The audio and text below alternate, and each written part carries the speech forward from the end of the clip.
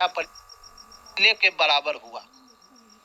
अगर उसको हम लोग शिवहर और अरवल को मिला दें तो 2 जिला का जो है सो बराबर बापू परीक्षा परिसर में जो है कैंडिडेट थे।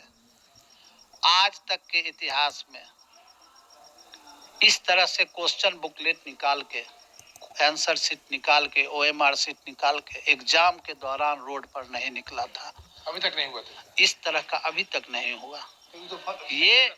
ये हमारे पूरे देश के लिए जो है यह चिंता का विषय है कि एक तरफ आप जो है कलेक्टर, एडिशनल कलेक्टर बना रहे हैं जो आगे चलकर जिला का कलेक्टर बन जाते हैं, और वो कलेक्टर होते हैं जिनको कॉम्पिटेंट गवर्नमेंट भी कहा जाता है। वो गवर्नमेंट, जिला का गवर्नमेंट जो हुआ वो गवर्नमेंट हुए डिस्ट्रिक्ट मजिस्ट्रेट कम कलेक्टर। और उस पोस्ट के लिए जो भी यह नियुक्ति हो रही है, मतलब SDM जो होंगे वो प्रमोट होके जो है सो DM हो जाता बनेंगे।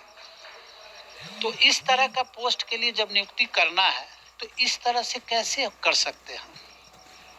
तो सर ये समझ में नहीं आता है कि इस तरह से जो है सो क्यों और कैसे हुआ। चलिए हम 2 सवाल आपसे पूछते हैं। नैतिकता के आधार पर मेरा सिर्फ और सिर्फ कहना है कि पूर्णतया जो है सो 70वीं BPSC की परीक्षा को रद्द करते हुए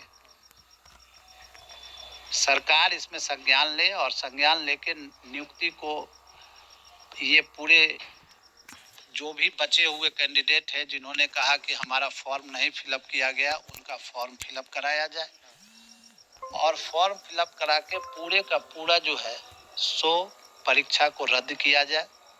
और ये जो श्री परमार, रवि, मनु भाई हैं, इनको नैतिकता के आधार पर, चूंकि क्वेश्चन बुकलेट रोड पर आ गया तो उनको नैतिकता के आधार पर में रिजाइन कर देना चाहिए। चलिए ये आपका कर रहे हैं। आप हमको 2 सवाल का जवाब दीजिए। हाई कोर्ट ने कहा, कोर्ट न्यायमूर्ति जज साहब बोले कि क्वेश्चन पेपर पे और उस पर बच्चे का फोटो होना चाहिए। हाँ।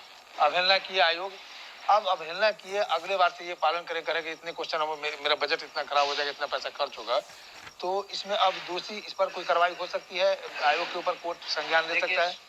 इसमें जो है सो आज केस 35 सीरियल पे लगा हुआ था, उसकी सुनवाई आज कल होगी या फिर जनवरी के फर्स्ट वीक में होगी। परंतु ये तो तय बात है कि जिस तरह से जो है सो सोशल मीडिया और रोड पर जो है सो बच्चे आ गए हैं और कह रहे हैं कि पूरे के पूरे एग्जाम को निरस्त करके फिर से नए सिरे से किया जाए, सिंपल सा बात है। BPSC का एक एडवर्टीजमेंट और एक नोटिफिकेशन है कि हम नॉर्मलाइजेशन नहीं करेंगे, लेकिन अगर एक सेंटर अगर कैंसिल करते हैं तो नॉर्मलाइजेशन तो इनको करना ही होगा। जस्ट एग्जाम्पल हम बता रहे हैं आपको। What is normalisation? नॉर्मलाइजेशन क्या होता है सो बता रहे हैं। नॉर्मलाइजेशन का मतलब है, सीधा भाषा में समझिए कि बिहार का उच्च न्यायालय कहाँ है। ये प्रश्न अगर आता है कि बिहार का उच्च न्यायालय कहाँ है, तो सिंपल उसका आंसर हुआ पटना। तो अगली बार तो इनको ये पूछना पड़ेगा ना कि पटना उच्च न्यायालय किस राज्य का जो है सो उच्च न्यायालय है, उसका उत्तर होगा Bihar. That is the equal question for normalisation. अगर ये नहीं पूछते हैं तो आप पूछ दीजिएगा क्या कि हम पूछ रहे हैं कि भारत पूछ दीजिएगा आपकी सबसे नहीं, दुनिया की सबसे लंबी नदी कौन सा है, तो आप बोल दीजिएगा कि चलो नील लिख दो, और उसके बराबर में लिख दीजिएगा, अगला क्वेश्चन दे दीजिएगा कि भारत की सबसे लंबी नदी कौन है।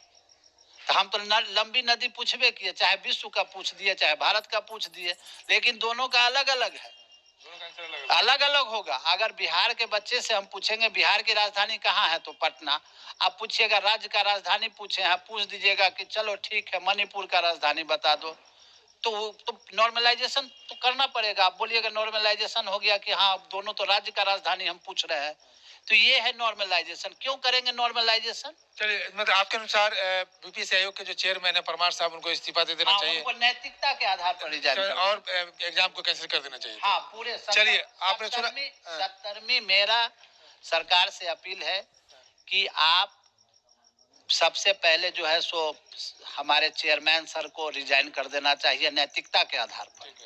उसके बाद दूसरा ये होना चाहिए कि जो बच्चे छूटे हुए हैं उनके लिए 15 दिनों का समय निकालें फॉर्म फिलअप करने का। उसके बाद ये जो दोबारा से जो है सो सेचुरेटेड ढंग से एसडीएम का क्वेश्चन पूछे, ना कि पूछे सिपाही का क्वेश्चन। सिपाही का क्वेश्चन नहीं पूछना है। चलिए आपने सुना हाई कोर्ट के इसमें भी जिस तरह से इस तरह का जो है सो बहुत सारे कोचिंग वाले बहुत तरह बात बता रहे हैं। देखिए बीपीएससी में जब कलेक्टर आप बना रहे हैं, एडिशनल कलेक्टर बना रहे हैं, तो उनको जीके का क्वेश्चन पूछना चाहिए third line fact, not first line fact. लेकिन इस बार का क्वेश्चन बुकलेट आप देख लीजिए, फर्स्ट लाइन फैक्ट पूछ दिए हैं। फर्स्ट लाइन फैक्ट इनको नहीं पूछना है। फर्स्ट लाइन फैक्ट और थर्ड लाइन फैक्ट में हम आपको अंतर बता देते हैं। जस्ट एग्जांपल, सबसे पहले तिरंगा को किस कांग्रेस के अधिवेशन में फहराया गया? That is the first line, Lahore में। अब आप पूछिए कि किस नदी के किनारे लाहौर है, तो रावी नदी के किनारे है।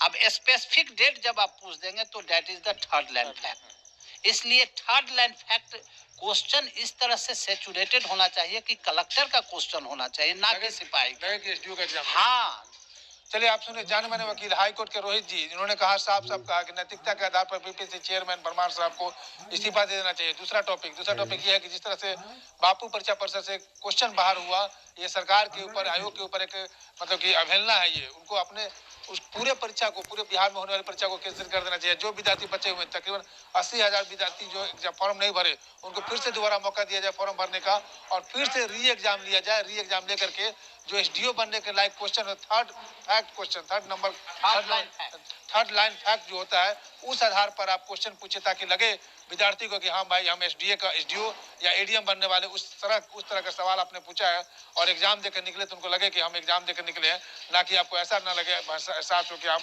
सिपाही का एग्जाम देकर के बाहर निकले। मैं शंभू कुमार, कैमरा जर्नलिस्ट यशोधर्मा के साथ, पटना। अगर मेरे चैनल को लाइक और सब्सक्राइब नहीं किए तो लाइक करें, सब्सक्राइब करें। Thank you so much.